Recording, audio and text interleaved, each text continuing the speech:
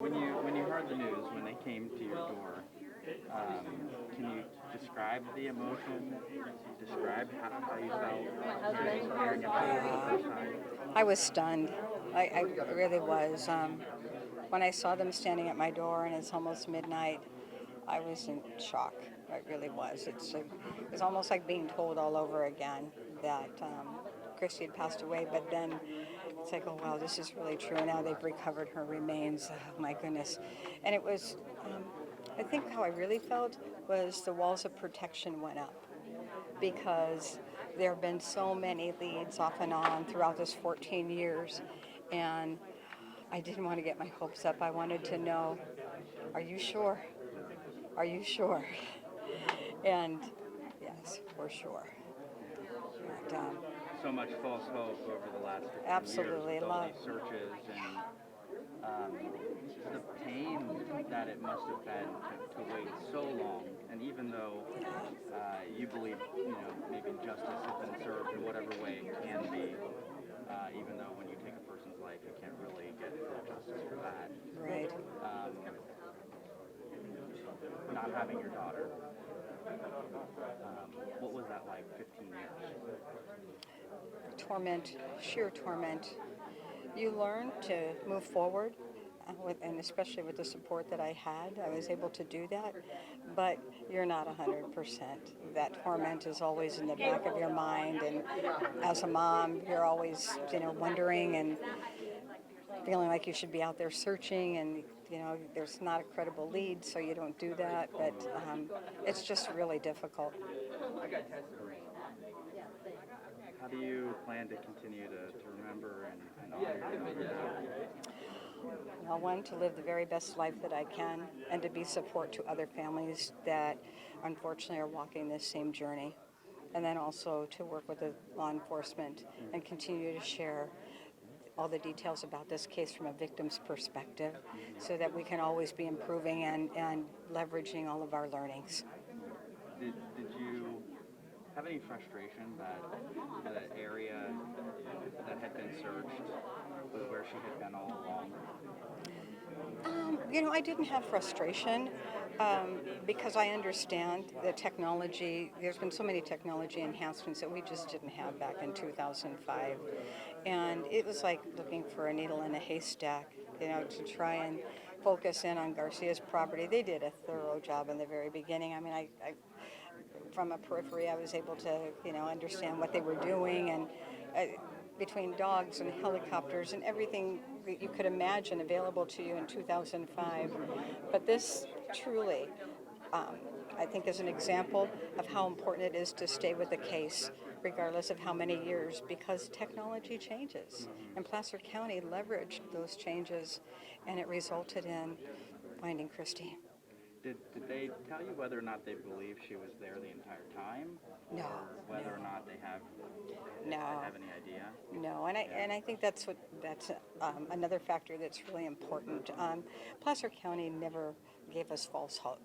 I mean, it would not be fair to a victim's family to say we really think that someone's there until they really had conclusive evidence, and they were very, very professional and never went there. Yeah.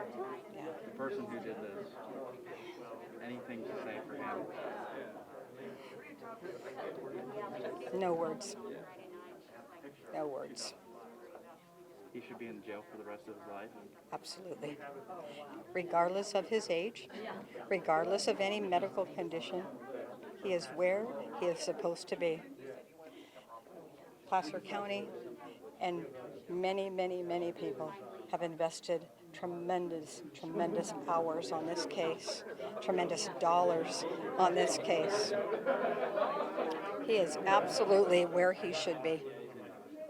And I certainly hope with the events that have been going on over the last year within the state of California, where we are looking at leniency of sentences in the name of COVID or for many other reasons. It started well before It COVID. is, yeah, it's just, we're going down a path that I think is dangerous. Now, folks may say, well, you say it's dangerous because you're a victim's mother.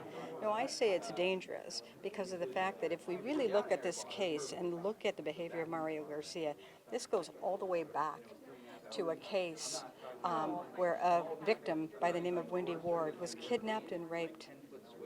And there was a county within the state of California that completely pushed her aside and didn't listen. And Mario Garcia, for kidnap and rape, was only given probation.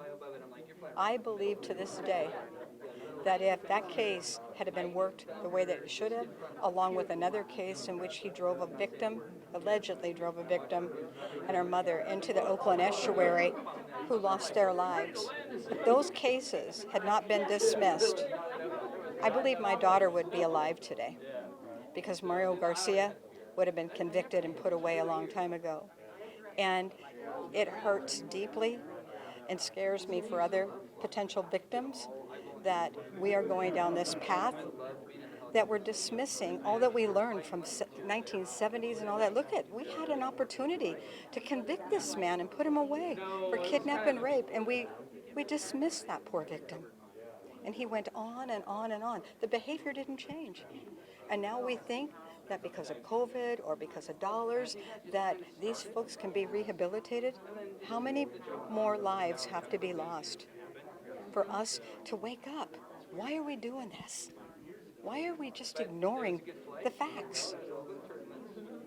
Facts. And why are we looking at prioritizing dollars over public safety? People's lives matter. Public safety matters. Who's your daughter to you? Pardon me? Your daughter to you. Who was she? My daughter was a loving, compassionate, wonderful daughter. I miss being able to spend time in the kitchen with her, just watching her grow, as an individual through the highs and the lows. And but most of all, her compassionate spirit.